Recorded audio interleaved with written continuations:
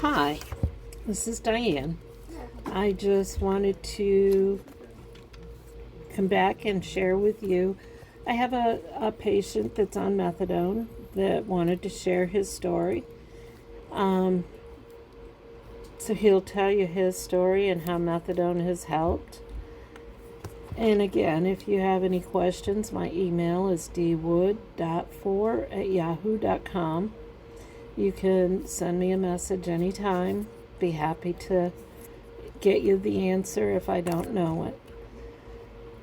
So without further ado, I'll introduce Nick. And again, he's a methadone patient that was willing to share his story and how methadone has helped. Thank you for listening. Hello, my name is Nick. I wanted to tell you about my experience with opioids and getting away from the bad lifestyle I was living. Nothing good was coming from it, and all I was doing was getting in trouble. Well, it all started in high school, just partying, being young and dumb, you know, just being a typical teenager in my area. It got bad after I broke my foot at work. I was working a warehouse job and I was rushing to fulfill an order, and my boot was untied that I had not noticed before. But as I was running to fill the order, my shoelace got caught under the forklift tire, and everything happened so fast. And the next thing you know, the forklift was on top of my foot and it had crushed my foot. Getting to the hospital, I realized I broke my foot in 4 different places, and that's where the bad started. Well, from there, the doctor put me on Percocets for a couple months, and then from there, the doctor prescribed me painkillers, and from there, the doctors prescribed me painkillers, and when they took me off, that's when the bad began. I started feeling the withdrawals, and that's when I started just looking for them on the street to get my fix and stay from being sick. Um, After a while, I started getting in trouble, robbing and stealing, and that's when the bad really started happening. I ended up getting locked up, and after I got out, my probation officer said I had 2 choices. I either went to go get help somewhere, or I was going to end up back in jail. So that's when I ended up getting on the program, um, and having a counselor to help me get through everything. The program helped me a lot. It kept me off the streets, out of trouble, and everything. And now I'm working a nice job, got a beautiful family, and I'm doing pretty well. I'm definitely happy I got away from that lifestyle, and that's my story. Hi. So I hope you enjoyed Nick's story. And I really appreciate Nick sharing his story with us. Not a lot of people could do that. So I greatly appreciate it. Um, if you have any questions for Nick, please feel free to email me at dwood.4@yahoo.com, and I will get back to you as soon as possible. And anyone who hasn't been in treatment is addicted to some opiate-based substance and wants treatment. Some of the questions that are recommended that you ask your doctor or nurse practitioner would be, what are the symptoms of opioid addiction? What are the treatments available? There's several different ways of treating it, so you need to know which one is best for you.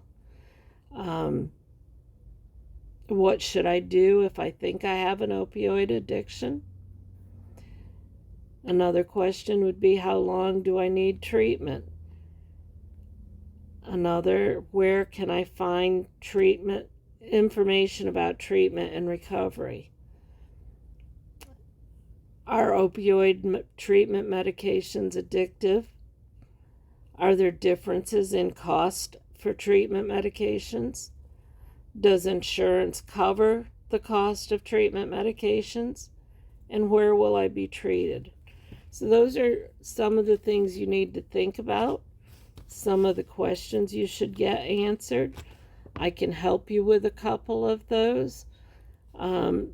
If you go to www.samsha.gov, it's a federal run website that governs addictive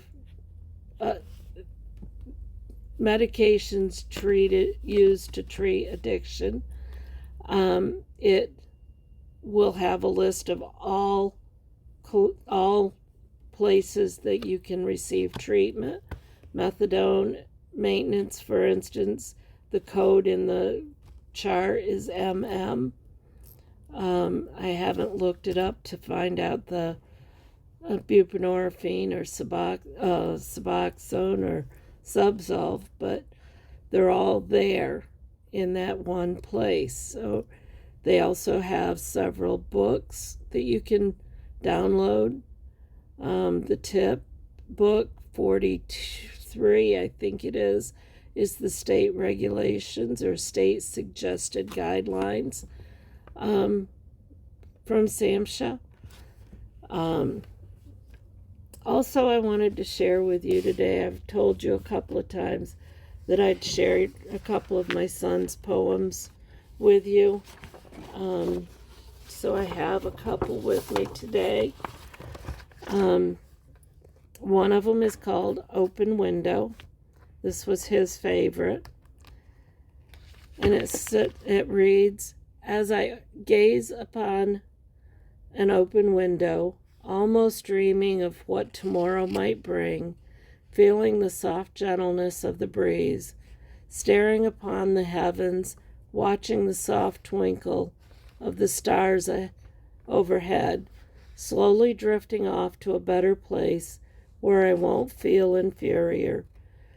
Loneliness, walking barefoot in the sands of time, content and happy, never wanting to return to this hurtful world that fills me with remorse and pain." Why that was his favorite, I don't know. It tells me that he was apparently ready for where he's gone. Not where I want him, but he's in a better place. Another one was called Spacious Skies. It reads, "A day of sunshine, an endless supply of clouds, ever-changing array of shapes, the sweet melody of the birds that fly overhead, to watch the calm before the storm, to feel its wrath, to hear the relentless rumble of the thunder, to see the great spectacle of lights,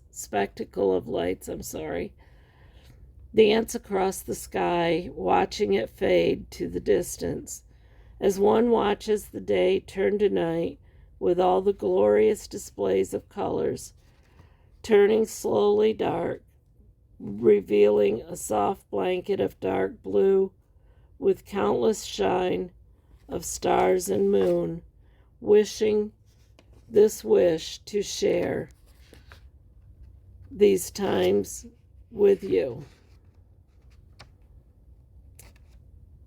He wrote that in May of 2002. So again, I want to thank Nick for sharing his story. I hope if you have any questions, any comments, again, my email, dwood.4@yahoo.com.